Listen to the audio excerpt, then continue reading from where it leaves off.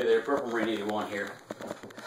This video is going to be a philosophy video on shit hit the fan without rule of law, kind of a thing. I did a video that kind of ties in with this last week. Basically what it was is it went over some essential items, kind of like a checklist for beginning preppers, and what I felt that they should focus on first to put into their go bags. Now what this video is going to be is going to kind of more go into the whole philosophy of what you need to be paying attention to, where you need to be putting your time and energy into, at least in the beginning, to try to prevent some mistakes that I know a lot of us have. If you're a prepper who has been doing it for a while in the past, and I don't want other beginning preppers to repeat my mistakes. So this is kind of to try to help you prevent from doing all that. I'll go into what a lot of those mistakes are, and most of these, to be honest with you, I made. So this is all coming from experience. It's not just me blowing smoke out of my ass. Alright, a lot of the premise, at least at the beginning of this video, is going to be, or what I like to consider, gear versus skill. Now, what I mean by that is, when you first start to get into this, and especially if you're kind of like a gear junkie like I am, which a lot of preppers are, you're going to be more wanting to, how should I put this, it's going to be more appealing to you to start getting into like different pieces of gear and watching videos on different pieces of gear and buying different stuff, you know, like, oh, this thing, you know, doohickey does this and this and this, it's freaking awesome, like I want to try that, you know, and you start doing that, and then you start buying all this crap, and a lot of people, unfortunately, they get into the habit of, and you know, the industry, the survival industry, or like backpacking, outdoor industry, they really try to, they kind of prey on this, you know, I guess, habit that most of these people like you and I have about gear. They tried to come up with a piece of gear to handle everything and anything that you could possibly encounter out in the wilderness. Yeah, I mean, and most of it, honestly, is stuff that, like, you'd be like, oh, well, that's neat, this wipes my butt for me, you know, and when I'm out in the woods taking a dump, like, that's cool, I'll do that. It's a portable toilet with a built-in butt wiper. Like, I'm being stupid here, but you get my point. Like, and people buy these ridiculous pieces of equipment and try to carry all this, you know, and that's why it's irritating, especially when I see, like, you know, I mean, you can even go into Walmart and just go into the outdoor section where they got all the camping supplies. There are some ridiculous pieces of equipment there. Like, it's to the point where they make it so, they give you so many creature comforts that why even be out in the woods? I mean, for God's sakes, they got like little mini air conditioners and like, I mean, it goes on and on and on what they try to make for you. You know, little TVs and stuff like that. You got like, you know, battery powered coffee pots, and I mean, it's just ridiculous. And I'm kind of going off on a tangent with that, but you kind of see the point I'm making, is that there's going to be a product out there for everything that you can possibly think of that you will need or think you need when you're out in the woods, but you don't need 90% of it. You don't. When it comes down to it, you're not going to need 90% of it. And this is what, kind of a segue into this, is you need to, when you're starting off, is to focus the majority of your attention in learning like bushcraft type of skills. You need to look at, say, okay, well, you know, what are some basic things that I need when I'm out there? I need something to be able to make fire. I'll just use this as an example. Yes, you do, obviously. Don't rely on, you know, carrying or having, say, a lighter out there, or having a lighter and then some like wet fire tablets to start a fire. You know, don't rely on that. Teach yourself how to create a fire with no gear. Try to think of it as this: is what's something that I'm going to need out in the field to be able to survive? How can I accomplish that with no gear? And if it's something that is impossible to accomplish with no gear, which there really isn't too many things, what is the minimal amount of equipment that I would need to be able to accomplish that task? Shelter, for instance. What if I don't have a tent? How do I shelter myself? Okay, well, let's take a step down from that. I can do it with just a tarp or a poncho. Okay, let's take it a step down from that. How do I create shelter without any gear? There's a lot of bushcraft, skills and videos out there that can teach you how to make shelter out of anything that you can find, materials you can find in nature. It's going to be, granted, more time-consuming and more energy-consuming, but you can still do it. That's the point that I'm trying to get at, is you need to be able to teach yourself to be totally self-efficient out in the wilderness with no or very, very little gear. I'm talking like, this is what I'm talking about. I brought this as an example. A survival knife, this is a small one. This is what I keep with my EDC.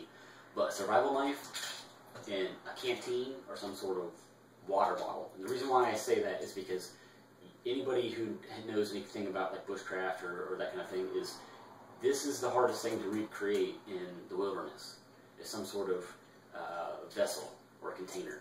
It is the most difficult thing to reproduce out in the wilderness. So if you got this, you got yourself a good survival knife, preferably something a lot bigger than this. But you can do it with this.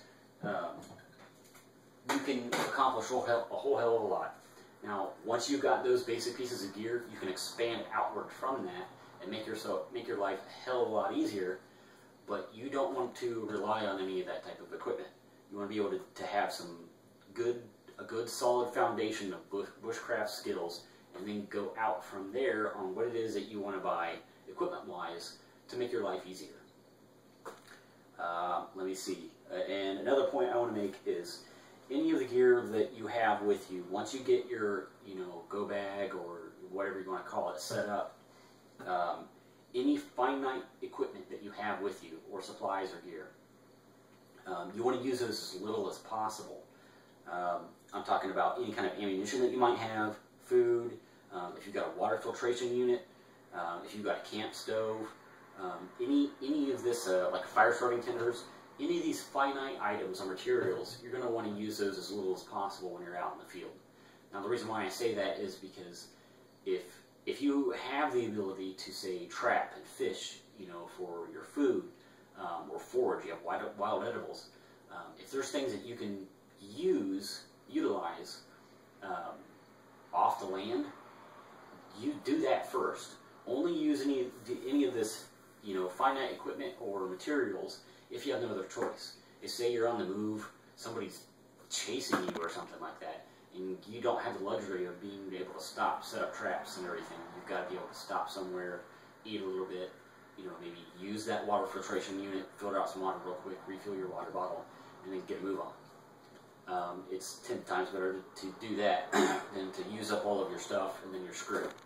Well, you're not necessarily screwed if you have that basic skill set, but you know what I'm talking about here. Let me see. Always be prepared. Always be prepared, because that one time that you don't take your gear with you, like say if you carry an EDC bag, which I do, and I highly recommend setting up one of those for yourself, that's when something's going to go wrong and you're going to wish you had it. It's 10 times better to have something, the stuff that you need, and never use it or never need it, than that one time to where you desperately need it and you don't got it. And make sure that whatever system that you have that you set up, make sure it's comfortable for you. So it's not such a burden to be able to carry it, so you don't look at that EDC bag or that firearm that you're still carrying and be like, oh, I don't really want to carry all that. Get yourself a system that works for you, that you don't mind carrying with you or taking with you everywhere. And make sure you make it into a habit of taking it with you. Make it part of your morning routine as far as outfitting yourself with whatever equipment that is. Don't buy into hype on gear. Don't just listen to, somebody saying, oh, well, this is the best thing in the world, and it's a tabletop review and they've never used the product. Watch videos to where they're showing use of whatever piece of gear that is.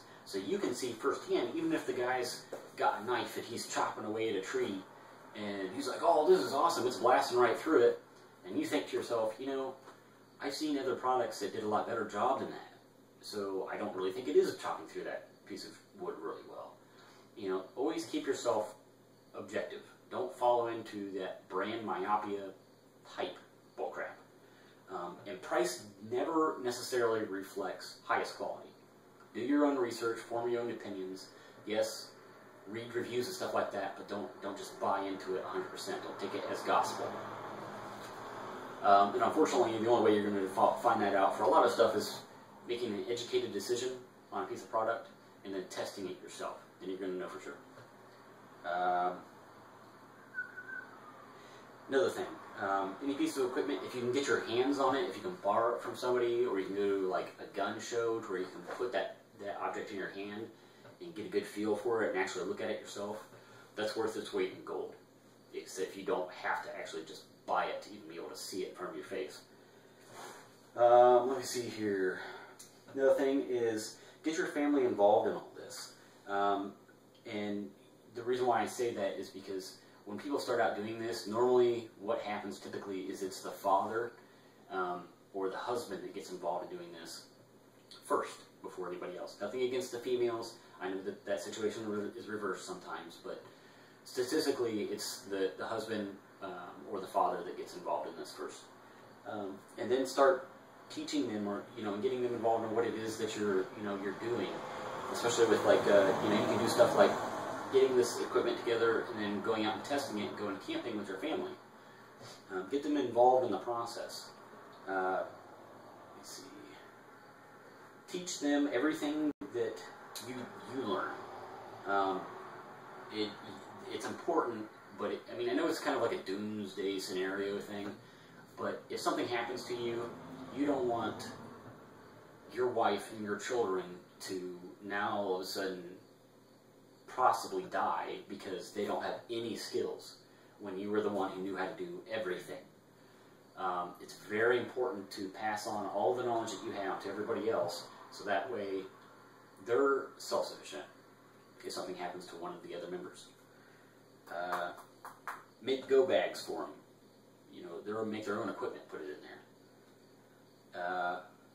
This is also, I want to make the point that this is a lifestyle change. It really is. Once you start to get into this, you kind of see that, man, you're thinking, there's a lot of stuff that I blow money on that's just stupid. I don't need that 60-inch flat screen television. I could have used that money towards doing this, taking the kids out, the family out on a camping trip. I'm